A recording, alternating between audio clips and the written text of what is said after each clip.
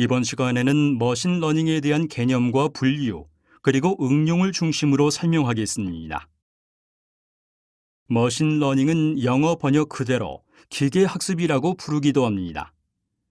머신러닝과 기존 프로그래밍과의 차이점은 기존에는 정해진 논리, 정해진 프로그램 코드에 따라서 데이터를 입력해서 답을 구하는 방식이었습니다.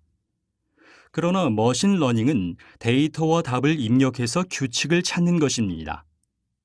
이러한 찾아진 규칙에 따른 데이터도 적용을 함으로써 예측을 하고 분류를 할 수 있습니다. 결국 어떤 미지의 일을 예측하거나 분류하기 위해서는 기존의 프로그래밍 방식이 아닌 머신러닝을 사용하면 좀 더 효과적일 것입니다. 일반적인 프로그래밍 방식은 고양이가 있을 때 고양이인지 판단하기 위한 모든 것을 사람이 생각한 알고리즘으로 구현을 해야 됐습니다. 그러나 머신러닝은 사람이 생각한 특징, 즉 꼬리의 길이, 윤곽선, 무늬 이러한 특징들만 주어지면 기계학습, 머신러닝 알고리즘에 의해서 고양이인지 아닌지를 판단할 수 있습니다. 머신러닝을 전체적으로 보면 지도학습과 비지도학습, 강화학습으로 크게 나눌 수 있겠습니다. 지도학습은 문제, 즉 데이터와 답을 같이 짝으로 주는 것입니다. 주로 분류와 회귀, 즉 예측에 많이 사용이 되고요. 비지도학습은 데이터만 주는 것입니다. 즉 답이 없이 데이터만 주게 되면 비슷한 데이터끼리 나누는 것입니다. 즉 클러스터링 혹은 군집하는 비지도학습이 되겠습니다. 강화학습은 보상 시스템으로 학습을 하는 것인데요. 우리 사람도 마찬가지죠. 우리가 원하는 방향으로 잘하면 상을 주고 못하면 벌을 주는 것이죠.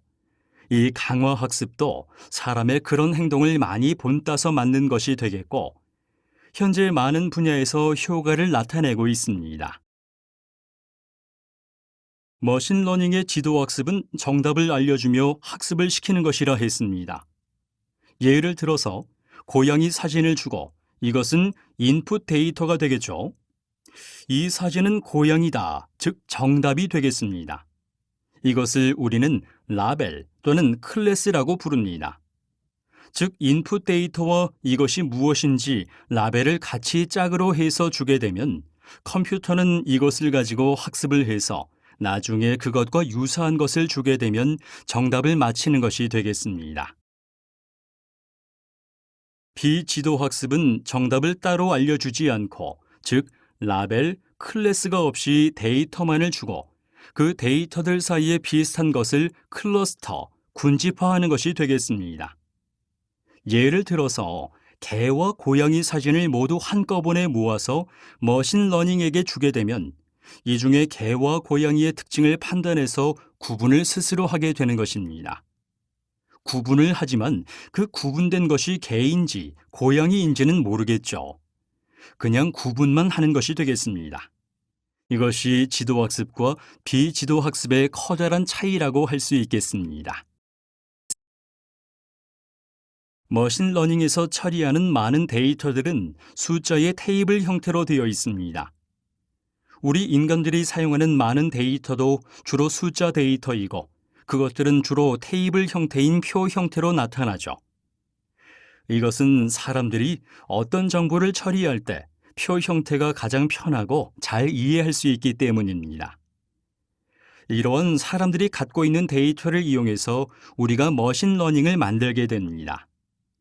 머신러닝에서는 굉장히 중요한 것이 특징입니다. 우리가 피처라고 부르기도 합니다. 즉 데이터가 갖고 있는 특징이 되겠고 이 특징들을 어느 형태로 클래스나 라벨로 구분을 짓게 됩니다. 또한 이런 데이터셋은 항상 훈련 데이터셋과 테스트 데이터셋으로 나누어서 모델을 만들고 모델을 검증하게 됩니다. 여기서 학습은 모델을 만들거나 배우는 것을 의미하게 되고요. 예측은 학습된 모델을 클래스가 없는 인스턴스, 즉 데이터에게 적용해 보는 것이 되겠습니다. 머신러닝에 여러 가지 알고리즘이 있는데요. 이런 지도학습에는 클래시피케이션과 리그레션, 각각 이러한 식의 알고리즘들이 있습니다. 또 Unsupervised Learning은 주로 클러스터링인데요. 이런 알고리즘들이 있습니다. 이러한 알고리즘들을 이번 전체적인 강좌에서 모두 소화해낼 수는 없지만 가장 대표적이면서 쉽게 이해할 수 있는 알고리즘을 선택해서 여러분이 직접 구현해 볼 것입니다. 또한 여기 하단에 보면 모두 신경망, 즉 뉴럴 네트워크로 클래시피케이션, 리그레션, 클러스터링이 있는데요. 이렇게 신경망으로 처리하는 방식을 딥러닝이라고 부릅니다. 또한 딥러닝 안에는 이미지를 아주 쉽게 판독하고 분류할 수 있는 CNN이라는 모델이 존재합니다. 순서적인 데이터를 응용하여 주가 예측과 같은 분야에 활용하기 위한 RNN도 존재하며 GAN이라는 모델도 있습니다. 이렇게 인공지능 중 특히 머신러닝 분야가 매우 다양하게 사용될 수 있다는 것을 알 수 있습니다. 머신러닝의 이러한 학습 방법과 활용을 자세히 확인해 보겠습니다. 지도학습에는 분류와 회귀가 있겠죠. 회귀는 예측이라고 할 수 있겠습니다. 분류에는 영상을 분류한다든가 어떤 사기를 탐지한다든가 진단한다든가 번호판을 인식한다든가 이런 분야가 있으며 회귀, 즉 예측에는 날씨를 예측한다든가 시장을 예보한다든가 또는 인구 증가를 예측한다는 예도 있을 수 있겠습니다. 비지도학습은 주로 답을 주지 않고 데이터만 주기 때문에 분류하는, 군집화하는 것이 주인데요. 그것을 우리는 클러스터링이라고 부릅니다. 추천 시스템, 즉 어떤 고객들을 분류해서 VIP, VVIP 또는 일반 고객, 이렇게 분류를 할 수 있는 것이 클러스터링의 주요한 예가 되겠고요. 또 비지도학습의 차원 축소라는 개념도 존재합니다. 이러한 머신러닝을 개발하기 위해서는 전체적으로 보면 데이터를 준비하는 것이 매우 중요하며 데이터가 잘 준비되어 있으면 그 데이터를 가지고 훈련을 시켜서 학습, 즉 머신러닝이 학습을 하여 모델을 만들 수 있습니다. 그 다음으로는 이 모델을 가지고 실질적으로 실세계의 데이터를 이용해서 예측과 분류를 실제로 해보는 서비스를 만들어낼 수 있습니다.